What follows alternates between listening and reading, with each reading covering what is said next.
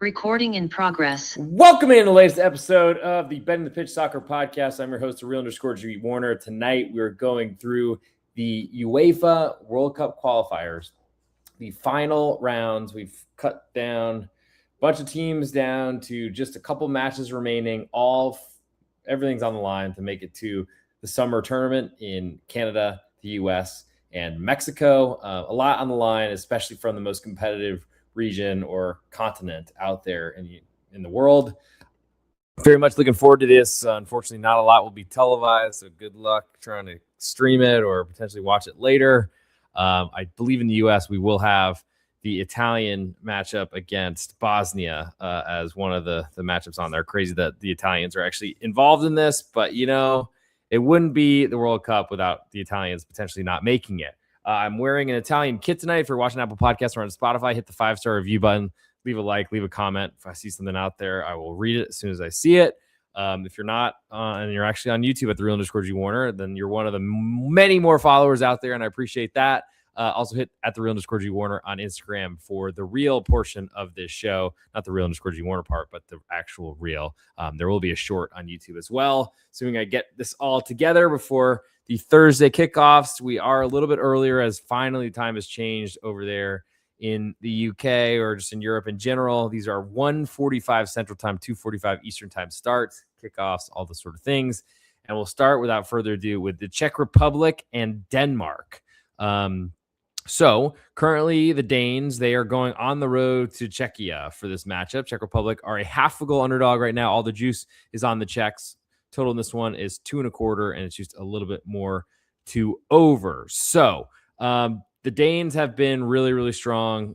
It's kind of surprising that they're in this competition at this point, but I think that's a lot due to failures towards the end of their qualifying, really against Scotland is what really did it. I think they were in position in a match against Scotland to go through. Let's see what that was. Scotland and Denmark. I want to say it was in Scotland. They were a home underdog. I believe that was the case. That was in November 18th of 2025. Yes, they have 4-2 victory for Scotland. A red card suffered by Denmark with Rasmus Christensen, 61st minute, and they conceded. Wow. So it was 1-0 Scotland, 1-1, 2-1 Scotland, 2-2, and then conceded 2 goals in stoppage time, I think, to lose their advantage and then have to play this round. Well, now they go to the Czech Republic and go to Prague, and that's going to be a really tough setup for them. The Czechs have not been as strong. I really liked kind of where they were building to a couple of seasons ago. They've changed a bunch of managers, and that's never really a great thing. I did watch all these matches, by the way, all on delay, but I did see most of them without getting spoiled on as much as I could. But the Czechs, so they've brought in a new manager. They have Miroslav Kubek, probably a Czech individual because they seem to always have that. Vladimir Sufal has been playing really, really well for TSG Hoffenheim in the German Bundesliga this year.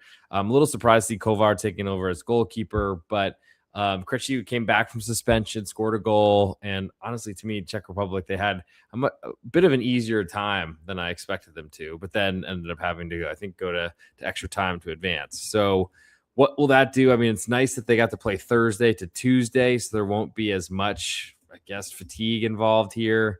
But yeah, had to go to penalty kicks with Ireland after, I guess they did fall behind 2-0. Ended up tying it up.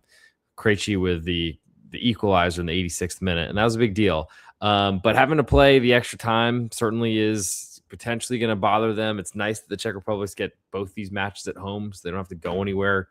No travel certainly helps. One of the goals was absolutely crazy. An own goal off the goalkeeper, off of, I think, plenty of other players' heads and things like that actually scored it for Ireland, and a penalty to start it all off.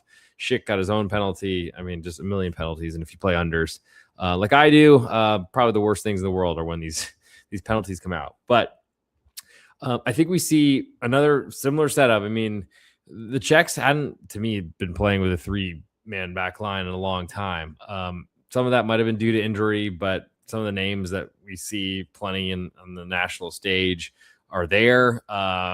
I thought it was interesting that Darida came back after international retirement. He gave away that penalty early, which is not great, of course, for them. But we'll see if he ends up keeping his place. But having a front line with Patrick Schick not actually playing as a striker was bizarre to me. I hadn't really seen him in a right wing type of scenario before, though Tomas Chori is like one of the bigger Vedat Marici types, but of the Czech version as opposed to the Kosovan kind. And Pavel Such has been really, really great for Lyon, was great at Victoria Plzeňa. I really like the front line there, and they're a half goal underdog at home, which, I mean, does to me seem like there's plenty of value on a home underdog. I don't know necessarily. I mean, I wouldn't consider the Czechs on the same level as Denmark, to say the least, but the Danes, I mean, they shouldn't be at this level, and they're here. So that's a big deal. Going on the road, tough, really place to play. It's really tough at these. I feel like they should all be neutral sites, but I guess maybe UEFA is trying to sell some tickets or something like that, because certainly Czech Republic didn't deserve to be at home over Denmark, I don't think. But we're here, and we'll see what ends up happening in all this. But I'm trying to get to that Denmark last matchup. I don't know why I can't seem to get there, but I guess we'll go to transfer market, and I'll probably crash my computer, but we'll get there eventually. So Denmark with an easy victory over North Macedonia. Clearly, they don't have the same problems with the Macedonians that the Italians do. But there's plenty of talent on the Danish side. Rasmus Højlund up top is great. I'm about to sneeze, so get ready for that. Hopefully I hit the mute in time. We're back. At least they're not yawns, but those are probably coming.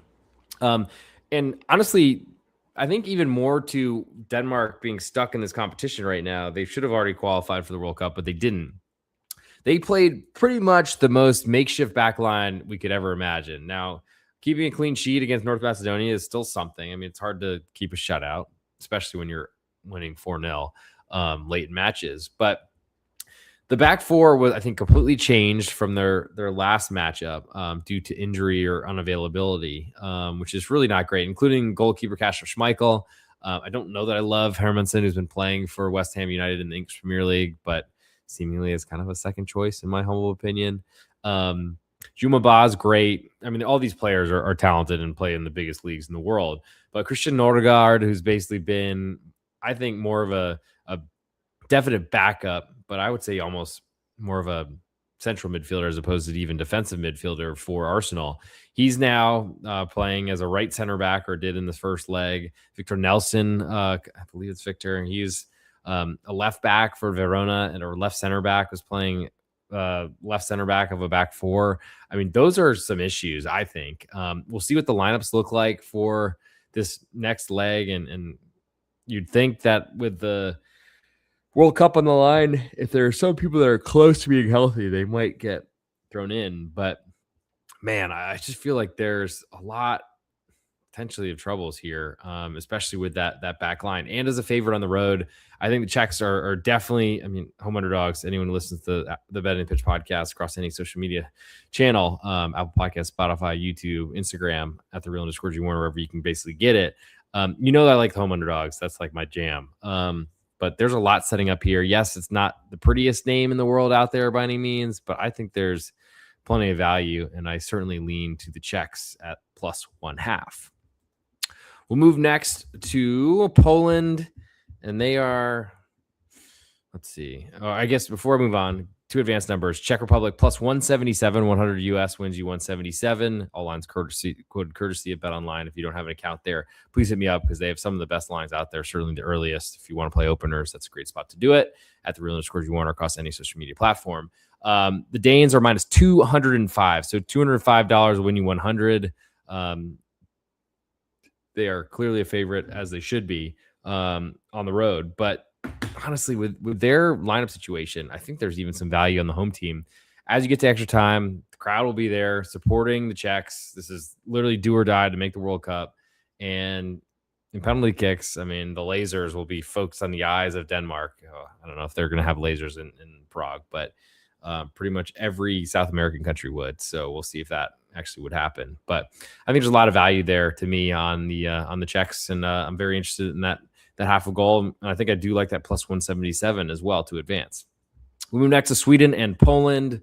Poland, who came back from behind, fell behind early to Albania on a probably disappointing goal, to say the least. And I was disappointed because I had Albania +1 and under, and that looked like it was off to a really great start with a goal lead. And I don't know that I really felt great about the Poland goals to end up winning in regulation. I pushed the side, so we went 3-2-1 in our bets last time. But I felt, and I still feel like Poland is pretty weak, especially based on their expectations. I mean, 1-goal favorite was an absolute joke against Albania, even at home.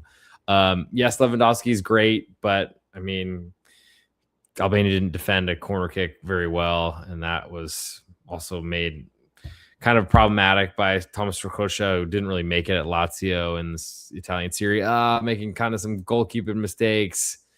Didn't love that, of course. But Piotr Zielinski of Inter Milan, the best club in Italy, made a great goal from outside the box, and that was that pretty much.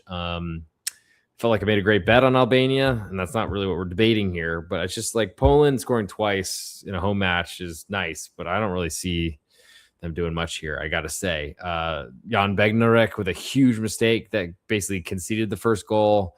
Long ball, tried to control it.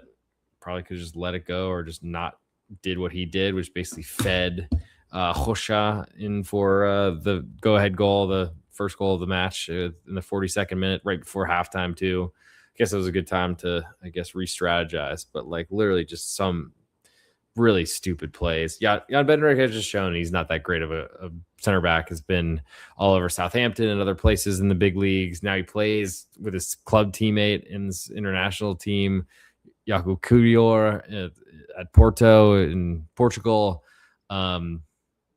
That's kind of an issue for me. Yes, Matty Cash plays for Aston Villa. He's quality. I mean, there's great players on the team, good talent. Kaminski in the Bundesliga, Zielinski, as already mentioned, Szymanski as well. They just moved to Rennes in France. And they started some 19-year-old, and Rosca took him off when they were behind at halftime. And I just I don't think that the Poles have any clue. Yes, they have Robert Lewandowski, but he's also very old. Certainly can finish and will be trusted to finish, especially if he gets a spot kick. But I don't really like much about that team, I got to say. And feel like I almost could see Albania in this matchup, but we don't have them here. So Poland, they are taking on Sweden, who took advantage of playing Ukraine not on a Ukrainian site, playing at Valencia's stadium or Levante Stadium in Valencia, Spain. Worked out very, very well for them. Took a lead early, and Ukraine just kind of withered. I'm a little bit surprised that Ukraine didn't fight harder, because that's like what they do. But Victor Gyökeres with a nice hat trick. No goal conceded by Sweden until the 90th minute, so that was pretty much a breeze. And while Sweden doesn't have the defense that I think is important for them to do anything in this tournament if they get there, it might not matter because they can get through Poland, though Poland certainly has the attackers that could quite make at least Victor Lindelof, who seems to be a mainstay with Sweden, but can't really seem to play in a lot of other places in Europe, at least for his club team, Manchester United. And obviously, Gyökeres is super hot, plays for one of the best, if not the best, club team in the world. And 3 goals, can't argue with that. Anthony Alenga starting up next to him is obviously great pace that will really trouble a back 3 from Poland that has mistakes in it, as I've just discussed.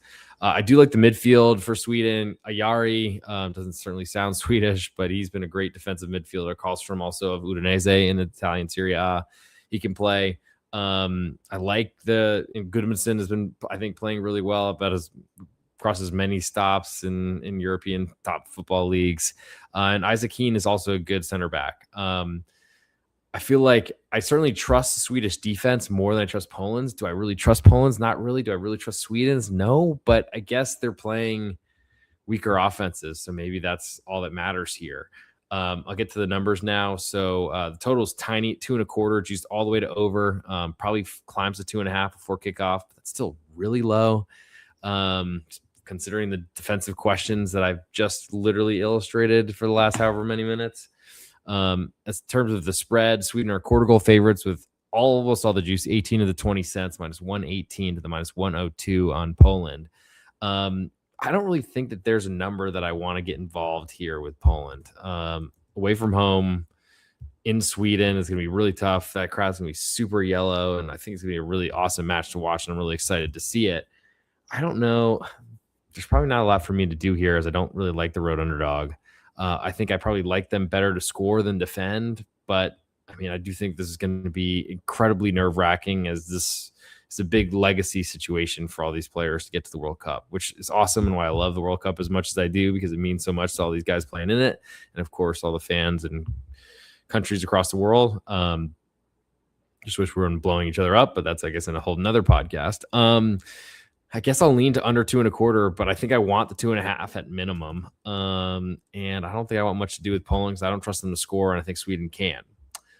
To advance number, Sweden minus 166 to Poland plus 146. I don't play favorites in this situation unless I really, really strongly believe, and I can't say I do. So let's move to the next matchup, and that is Kosovo and Turkey. So Kosovo, I mean, I was shocked. Did not expect a how do I say this? I would not have expected a 4-3 victory from Kosovo. They were honestly awesome and scored a ton of goals, and maybe weren't that awesome, but now they get a really, really tough matchup in Turkey. So they are at home, which is a big deal. Not having to fight that Turkish side in Istanbul is a really big deal. So that's certainly helpful. I think Kosovo, guy was shouting out Abdullah, who didn't even make it to the squad, unfortunately, for this round. So that's a big deal. But certainly didn't expect Kosovo's defense to be as bad as it was, or concede as many times as it did. But they made it through, and that's what matters. And now they get to take on a Turkish side who really struggled, I thought, to get through Romania. Took a lead second half. Was it really deserved? Maybe. I mean, if they were a better team, sure, but I wasn't seeing a ton of goals in that matchup. Any of those of you that took under was a great bet there. Certainly, if you bet the Romanian side, you covered as well, so that certainly helps as well. Will never shake my head at a winning bet, but Slovakia Kosovo should never be 4-3, especially. Martin Valiant, not ever known for his goal scoring, but corner kicks and set pieces can certainly do that for you. Got a little bit nervous late with a late goal from David Strelec of Slovakia, but ultimately Kosovo were good enough. Got a great free kick goal, which we never see those. So it's kind of a weird match, I'll say. But I think the right team got through. Underdog that cashed a bet for us. Under was a loser, but those things happen. So Ferdi Kadioglu is the goal scorer for Turkey. He's a left back and was getting way forward against Romania, who I thought were going to make some steps over the last few seasons. But Yanis Hadji hasn't really turned into anything. Dennis Mann seems to be pretty much alone. And Andre Ratiu is a really great player, but right back, right wing, and one central attacking midfielder is, I guess, not enough. I think Radu Dragusin has not been great, but honestly, they're a big underdog and they covered. So I don't know if there's that much we can even argue about. Now, from a Turkish side, Çalhanoğlu played, Arda Güler, Aktürkoğlu, Yildiz, and Burak Yilmaz. So many good players, all great attackers. I do have some questions about their defense. And that's, I think, been the issue with Turkey over the past X amount of seasons, why they haven't qualified for certain events because of that. But the nice part is they're facing a Kosovo side that just basically scored as many goals they seem to put up in what feels like a month's time. I would expect Kosovo to be very defensive in this matchup, especially knowing what Turkey have to their, they have such big talent playing at the best clubs. This Güler at Real Madrid, Kenan Yildiz playing at Juventus. There's so much to deal with here that I imagine we see a very, very conservative game plan from Kosovo. And I think it might be one of those things where you see a high-scoring game, you back off playing under on the next one. Well, here it might be a good spot to do it. I lean to Kosovo as a home underdog at 1/2 of a goal. It's bigger than I made it. That makes me feel like Turkey are getting a little bit more respect than they deserve. They certainly are a lot healthier than the Danes based on what we were comparing earlier. But I think under is also something I'm interested in. Home underdog and under. I think because there's 2 spots that I'd like to be. 2 advanced numbers, Kosovo plus 189, very helpful in the stoppage time, and also to penalty kicks minus 225 or Turkey. They deserve to be favorites because they're better, but it's gonna be a really tough crowd. I think Kosovo are dying to make it to a big international competition, and this is a good spot for them to do it at home. Last but not least, we go to Bosnia-Herzegovina. They are hosting Italy, and we'll get to the numbers here. Italy, 1-goal favorites away from home. Right now, most of the juices on Italia as well, who were, I think, good. I mean, besides that national anthem that gets everyone so hyped. But I don't know that they were that dominant. But they've really struggled in this stage of competitions going back years and years and years, losing to North Macedonia in the previous leg in the last competition to qualify for the World Cup that basically made it so Portugal only had to beat North Macedonia to get in. What a gift for Portugal, and kind of denied us of a Portugal-Italy matchup with the World Cup on the line. That was rough, but we're here. And Bosnia, I mean, wild match with Wales. Sad to see Wales literally go out. I think 2 straight competitions in penalties at home, of all places. Not a great sign for home field advantage mattering in those situations, but they were a favorite. Took a lead, and Dzeko got a late goal. Looked like it was going to be a split under in the Bosnia side, but ended up winning both of those. So got that bet, road underdog and under to work really well. In this case, it'd be home underdog and under. But I got to say, Edin Demirovic missed 2 pretty normal chances, like not easy ones, but ones that he puts away for Stuttgart or for every German Bundesliga side we've watched him play for. I've watched him play for. Defense was fine. Sead Kolasinac is actually really good at an international level, maybe not so much on the club level at Arsenal, or I guess he's all right at Atalanta. They moved some players around. Seeing Edin Dzeko play as much as he did, I wonder if he's got enough legs in him to start and play 90 minutes. We'll see, because having that 2-pronged attack basically made it so Dzeko, I mean, he scored the equalizer, and his height was huge. He did take a yellow late. I don't think he's suspended, though, because that would have been absolutely ridiculous if he got one for arguing. But there's, to me, a huge fight in the Bosnians here, and they're at home. We'll have a big crowd. Like Italy, I mean, everyone, of course, is going to want to bet Italy in this matchup. That's just how it's going to go. And the big names, certainly in their success and winning the Euros, I think the last 2 times or whatever, which is, well, until Spain, I guess, and then not making the World Cup. I mean, the history is there to bet against them. I mean, Mancini, Bastoni, and Calafiori is a pretty legit back 3, to say the least. And that might cater towards under and not seeing Bosnia score. But a 1-0 Italy victory, they're holding on for dear life at the end. Yes, Bosnia might send their goalkeeper forward, but that doesn't always turn into a goal, empty net style. Those are the brutal ones. But I think the push on +1 is huge. It looks like we might be getting a goal in a quarter, which is very interesting to me as well. Do we really trust Moise Kean and Retegui to score? Retegui's been great on lower levels, but really hasn't done too much. And I mean, the Italian midfield is also great. Politano, Barella, Locatelli, Tonali, and DeMarco. I mean, what an incredible combination, especially with the goals that DeMarco provides from left wing back. But it's pretty much the Inter style of match, despite having Juventus and Newcastle players in that roster, plus Arsenal and Roma as well. But I think the team has taken on the best they've done in the league. I mean, I thought Northern Ireland was a little bit more, I almost said Northern Iowa, too much college basketball, March Madness on the mind, but I thought Northern Iowa was competitive. Northern Ireland, again, were competitive, but probably shouldn't have been against an Italian team that are just so deep, so strong. I don't know that POS Posito coming on as a sub to score goals is like, speaks to the problems that the Italians have at the forward line. But ultimately, I think that all works together in not covering a 1-goal spread on the road in like the most important match that these guys have played in at least 4 years. Yes, you could say Champions League final stuff, but like that's club stuff and that's different. So 2.25 juiced all the way to over on the total. Would love to see that climb to 2.5. So we win a full bet there if it lands 2. think we see a really low scoring game here. So +1 looks very interesting. I'll be waiting to see if 1.25 pops on Bosnia-Herzegovina. It's bigger than I made it, and I think there's value there.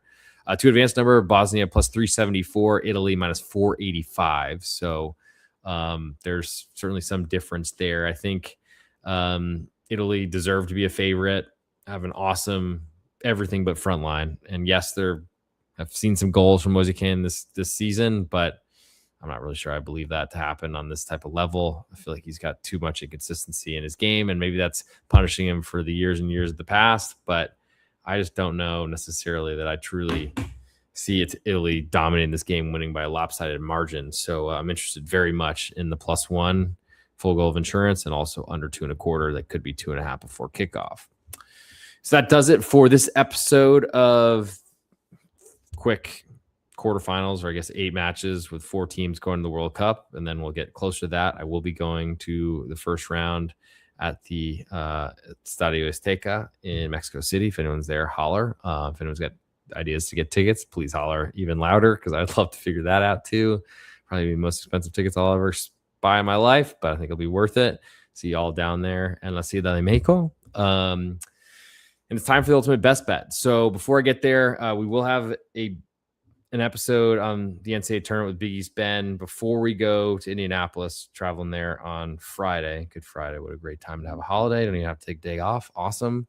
We'll be in Indianapolis. We'll be at St. Elmo's on Saturday with A. Brooks Bets as well. If anyone wants to come out there, holler. Would love to see everybody, share some beers, celebrate another awesome year, great NCAA tournament, all that sort of stuff. I'm trying to work out how to get more Major League Baseball stuff on here, especially as the college basketball season winds down. I'll have a lot more time on my hands. Still doing, of course, podcast for pregame.com under the What I Bet episode channel, all under the Straight Outta Vegas feed. So check that out if you want more daily interactions. Let's see. I guess I'll run through my interest in all these matches and then try to get you a best bet and then get out of here. In the Czech Republic Denmark match, Czechs are at home. I like that half a goal underdog. I think we could see some goals. Probably lean to under 2.25 as well. Not too big of a surprise there. Home underdog and under. Lean to Czech Republic +177 to advance as well. Sweden and Poland. Don't really have much of a feel. I guess lean under, but it's not a super strong one. Don't really have a feeling. Do expect Sweden to advance, but they're a favorite at home. Kosovo at home to Turkey. Like the home underdog +1/2. Also like under 2.5. Biggest total we've discussed so far in this episode. That does mean something. Kosovo, I think, are going to be defending for a very long time, though, and that's a big, big concern with only a half a goal in your pocket. 2 advanced number. Kosovo is interesting, but I think Turkey are better and over more time. More depth matters. I might even like them less in extra time than I do in regular time. And last but not least, Bosnia-Herzegovina and Italy. I like Bosnia as a side. I like under 2.25. For my best bet in this episode, I would wait to see if a 2.5 pops, but I'll play under 2.25 goals. Bosnia-Herzegovina hosting Italy.